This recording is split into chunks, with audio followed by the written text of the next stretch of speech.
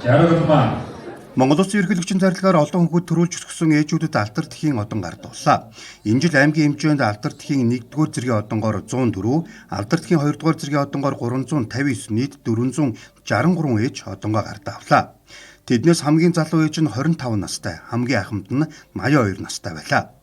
Судалгаагаараа Өвөр хангай аймагт жилд дунджаар 1500-аас 2000 хүүхэд мэндэлдэг. 2025 онд аймгийн хэмжээнд 278 хос гэрлэлтэд батлуулсан байна.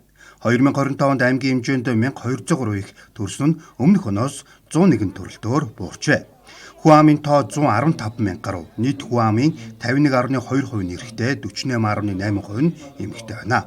За ингээд дөрвөн сайхан хүүхдийнхээ ачаар одон авч байна. Ямар их баярлаа. Хүүхдүүдтэй бүгдээрэнд нэг хайртай шүү. Хандаа дөрвөн сайхан өөр их болж одоо авж байгаа хандаа баяр хүргэе да. Уурлуулж гомдоож яасан бол уучлаарай гэж хэлье да. 6 хүүхэд өсгөж бойжуулж сорниусаа өсгөж хүмүүжүүлсэ. За тэгээд энэ сайхан баяртай өдөр нэгдүгээр одон авч байгаадаа маш их баярлж байна. Одон одоо би өөрөө авч авахтаа гол нь биш. Одоо хорвоод хүн бол мэдлээд амьдрч чадаагүй одоо сайхан амьдралыг үзээгүй бяцхан зүрх сүнснээс сэрж баярлаж заяанд итгэж байгаа хаа гэж бодож байна би. Энэ төр засаг маань ийм сайхан алдар төхөд байгаа юу баярлаж байна. Гоё байна. Өдөр хөөхөд ачаанаар ах トゥ нэр төрөсөд ингэж байгаа ээж хүүхдээ их баярлаж байна. Сайхан байна нэг. Би 3 настай. 3-д 1-р одонтой. За би тэгээ 4 охинтой өнөөдөр алдар тхийн 2-р одонгоор гардаж авлаа. Тэр сэтгэл хангалуун маш баяртай байна. Би 6 хүүхэд өсгсөн.